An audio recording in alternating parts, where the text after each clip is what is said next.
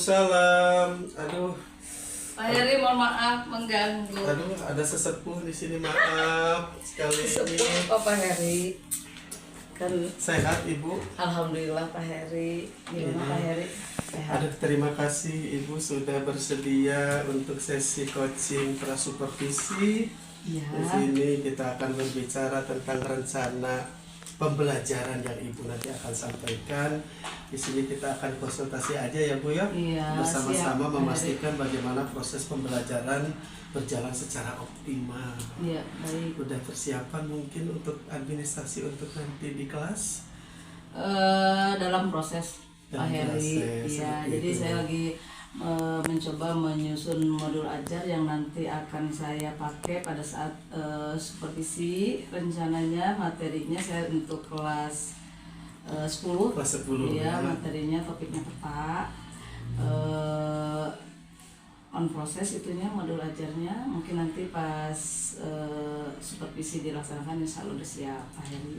Ya. Begitu nanti materi yang akan disampaikan Ya, nanti betul. on proses nanti di kelas 10 ya. 10-7 ya. 10-7 ya, materi 10-7. pembelajaran di mata pelajaran geografi. Iya, betul. Seperti itu. Nah, dari yang sudah dibikin nanti oleh Ibu, Iya. dari modul ajar, dari bahan ajar, Hmm. mungkin bagaimana Ibu menilai pemahaman terhadap siswa dari konsep yang nanti dari Ibu yang akan buat modulnya seperti itu.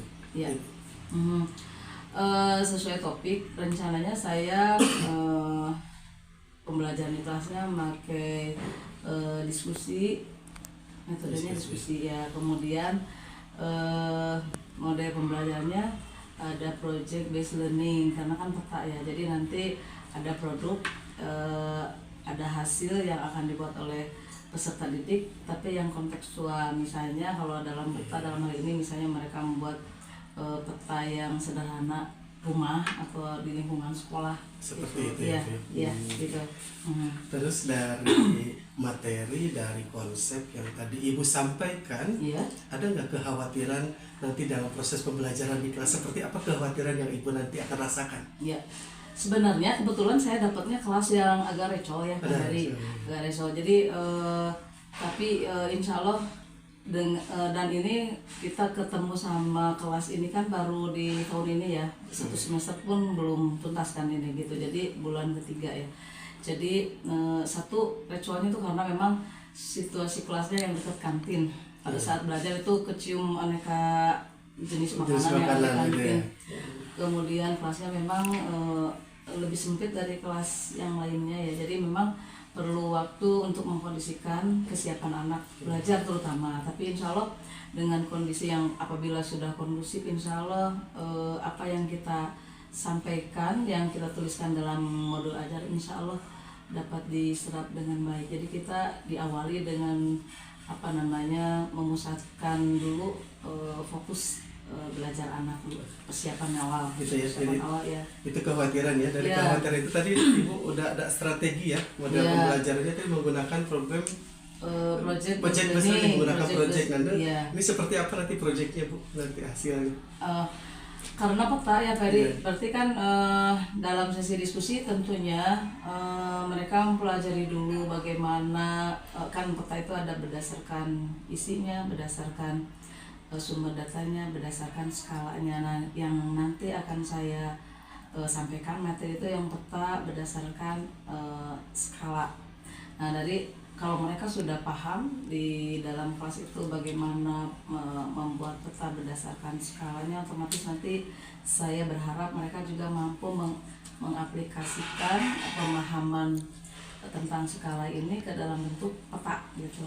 Tapi yang sederhana, misalnya memetakan ruangan kelas atau lingkungan sekitar rumah gitu, Pak Heri. Terima kasih atas sesi coaching untuk hari ini Ibu. Mudah-mudahan nanti ini terus berkembang dan mencapai tujuan yang ingin dicapai oleh Insya Ibu. Allah. Terima Tentunya kasih dengan sekali support lagi. dari Bapak Terima sebagai kasih sama-sama. supervisor, ya. Jangan sampai ketemu lagi nanti di kelas Ibu. Terima kasih. Sama-sama, Pak Assalamualaikum. Heri. Waalaikumsalam. Assalamualaikum warahmatullahi wabarakatuh. Waalaikumsalam warahmatullahi wabarakatuh. Apa kabar kalian hari ini? Alhamdulillah. Sehat semuanya ya. Alhamdulillah. Yang tidak hadir hari ini siapa aja? Andi. Terus siapa lagi? Andi.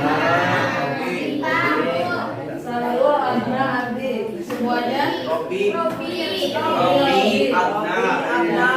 Robi kenapa Robi? Belum ada keterangan. Yang sakit tidak kita doakan semoga segera pulih dan bisa beraktivitas bersama kita. Ya, ya baiklah anak-anak sekalian, sesuai yang sudah disampaikan pertemuan terakhir kemarin pada hari ini kita akan berdiskusi atau mempelajari topik atau materi yang baru dari pembelajaran hari ini, yaitu mengenai hak. Ya. Silakan disiapkan bukunya. Seperti biasa. Silakan.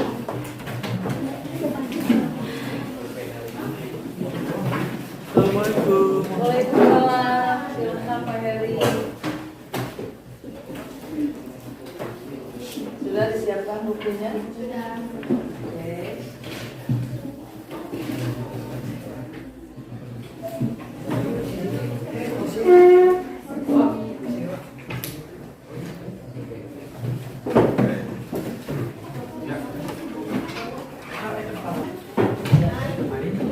Silakan dibuka HP-nya sudah.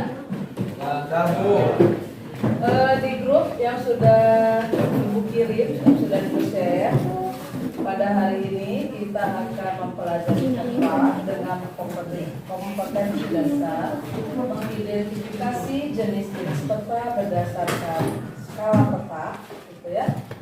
Kemudian membuat peta tematik berdasarkan skala yang ditentukan. Kemudian menghitung skala peta berdasarkan jarak di peta dan jarak yang sebenarnya. Itu kompetensinya ya. Jenis peta berdasarkan skala. Kemudian kalian mampu menghitung skala peta. Tentunya nanti ada latihan.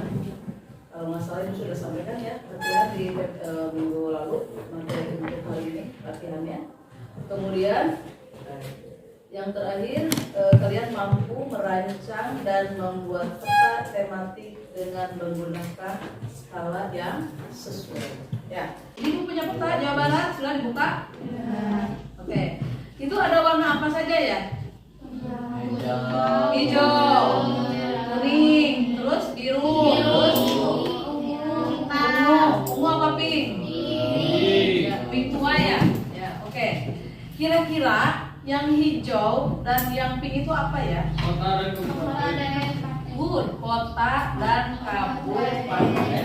Ibu nggak ngasih tahu loh sama kalian, tapi dari baca peta ini kalian bisa tahu bahwa itu adalah kota dan kabupaten. Nah, sumber informasi itu ya. Ada berapa kota dan kabupaten di Provinsi Jawa Barat? 13. Ada berapa ya? Bisa kita hitung? Dari arah barat. Dari arah baratnya berarti kiri kita atau kanan kita? Kiri kita, ya kan? Berarti yang warna kuning kita hitung nggak? Ya. Oke, berarti mulai dari kabupaten paling kulon, paling barat, Bogor. 1 Bogor, 2 jangan dulu ke Depok. Ada Bekasi nggak?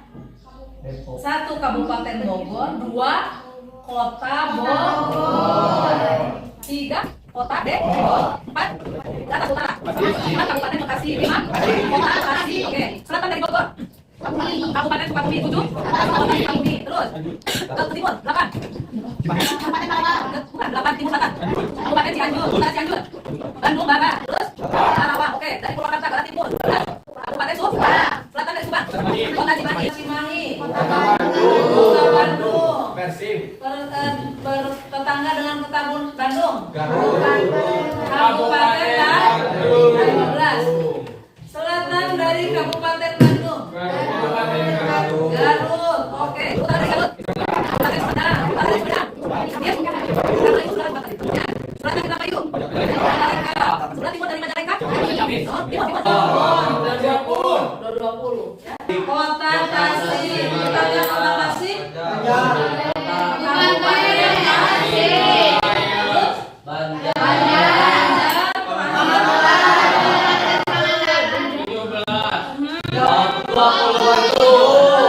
Ibu berulang kali mungkin di kelas ini atau di kelas lain bahwa pembangunan yang dilakukan kita dari tahun ke tahun itu tidak serta-merta nggak bangun lah jalan betul kayak dulu orang di Mangkubumi pagi dia jalan enggak begitu.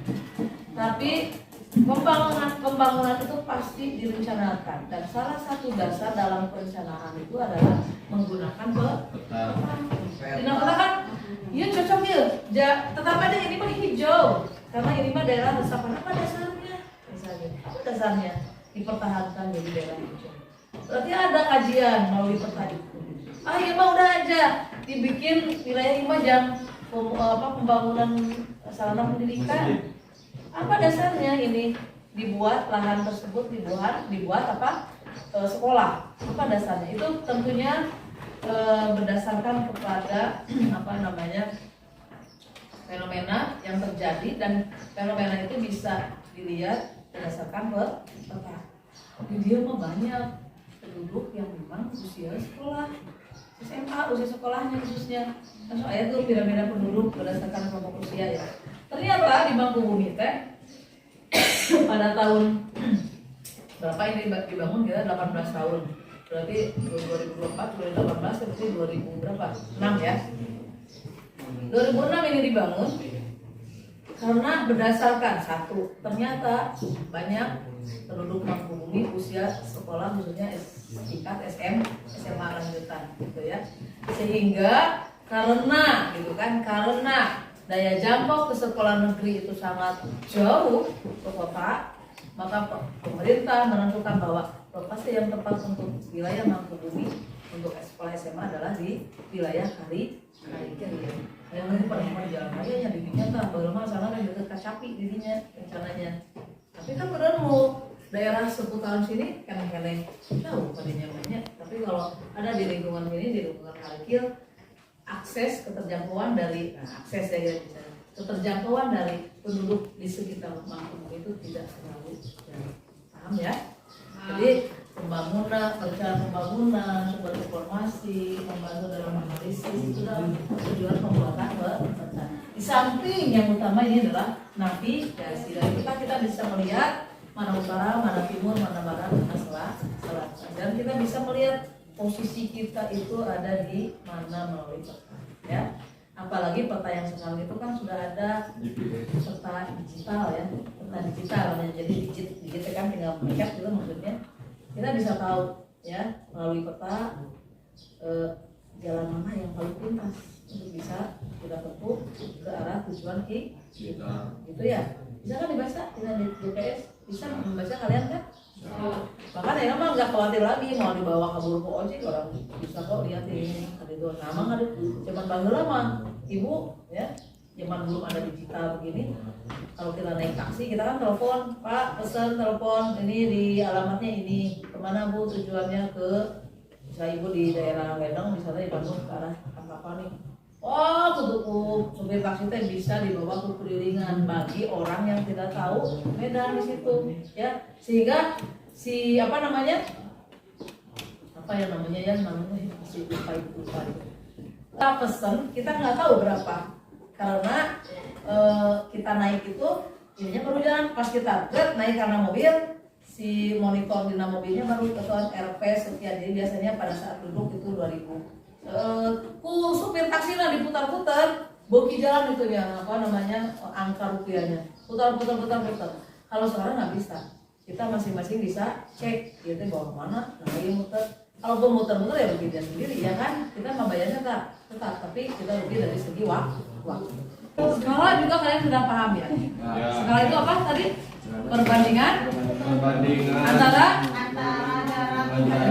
dengan jarak yang kalian pun tadi sudah belajar menghitung bagaimana jarak yang sebenarnya dikonversi dari jarak di. Nah, sebagai closing Ibu barusan sudah share sama kalian ya jenis-jenis peta berdasarkan skala ya. Ada berapa di situ coba lihat. Yang pertama lihat di satu kadaster skalanya 1 banding 5.000 Kadasar itu biasanya digunakan untuk apa ya? Peta desa, sertifikat tanah. So coba kalian lihat di itu ya, di bukan di Google, di rumah. Bu, ada sertifikat tanah nggak? Itu namanya kadasar. Jualnya, Bu. Yang kedua, atas skala besar. Dan di pertama kalau skala mah dibalik ya. Kalau angkanya besar berarti itu skala kecil. Kalau angkanya bilangnya kecil itu adalah skala besar. Skala besar berarti sampai berapa skalanya? 250.000. Kemudian peta sedang. Peta sedang skalanya sampai 1 juta. Terus skala kecil 1 juta. Kemudian di atas itu adalah skala geografi. Jadi biasanya kalau penggunaannya kalau skala makin kecil berarti wilayah yang dipetakan makin luas. Skalanya makin besar berarti wilayah yang dipetakannya adalah wilayah yang lebih sempit. Balik ya. Oke, untuk pertemuan hari ini Ibu cukupkan sekian. Tugas-tugas yang sudah Ibu share tolong dikerjakan dan nanti pasti akan Ibu nilai. Ibu nggak mau tugasnya misalnya coba hitung ujung-ujung jawaban, tapi Ibu ini ada penyelesaiannya. Dilihat dari prosesnya ya, penyelesaiannya bagaimana. Oke, terima kasih untuk pertemuan hari ini. Assalamualaikum warahmatullahi wabarakatuh. Waalaikumsalam warahmatullahi wabarakatuh. Waalaikumsalam. Pak Heri, maaf diganggu waktunya. Gampang ya? Alhamdulillah Pak Heri. Aduh, ini mau konsultasi pasca ya setelah supervisi. Ya, Pak Heri kan minggu lalu saya supervisi sama supervisinya tanggal 10 hari Kamis lalu. Mungkin sekarang waktunya untuk pasca supervisi Pak Heri. Terima kasih sudah melaksanakan pembelajaran yang sangat menarik ya. Sekarang kita akan melakukan refleksi terkait bagaimana proses pembelajaran yang Ibu laksanakan di supervisi kemarin. Ya. Nah, di sini ada beberapa yang harus saya tanyakan pada Ibu. Ya. Bagaimana perasaan Ibu setelah mengajar kemarin? Alhamdulillah Pak Heri cukup puas. Proses pembelajaran sesuai dengan yang saya rencanakan. Sesuai dengan rencananya ya? Alhamdulillah. Terus metodenya efektif nggak waktu dilaksanakan Nah, sesuai dengan modul? Nah, belum sepenuhnya efektif karena ada beberapa memang siswa yang agak mengalami kesulitan dalam terutama kan ini saya model-modelnya project ya. Jadi mungkin ada beberapa yang perlu saya bimbingan khusus untuk bisa lebih memahami agar proses pembelajaran itu hasilnya optimal gitu Pak Heri. Tapi saya sudah buat catatan-catatannya gitu Pak Heri ya. Nah, setelah mengajar pembelajaran kemarin dirasa efektif, terus juga menggunakan metode pembelajaran yang walaupun belum optimal. Apa rencana tindak lanjut Ibu selanjutnya terhadap nanti ke pembelajaran selanjutnya? Oke. Yang saya rasakan sebenarnya memang ini rencana tindak lanjut untuk saya pribadi maupun untuk peserta didik mungkin ya Pak Heri. Kalau untuk saya pribadi rencana tindak lanjutnya sebenarnya sekarang itu hal yang seharusnya kita bisa mengupgrade kemampuan kita, terutama dalam hal kemampuan untuk pengetahuan inti, supaya intinya bisa lebih mensupport proses pembelajaran kita kelas lebih optimal. Nah, kemudian itu untuk saya pribadi ya Pak Heri. Jadi sedangkan untuk peserta didik, saya tentunya akan melakukan bimbingan dan pendampingan bagi yang memang masih mengalami kesulitan dalam belajar. Terima kasih banyak atas keterbukaan dan ketersediaan untuk proses pasca. Mudah-mudahan Ibu dan saya yakin akan perkembangan dan mencapai hasil yang lebih maksimal lagi untuk selanjutnya. Amin. Terima kasih. Terima kasih sama-sama.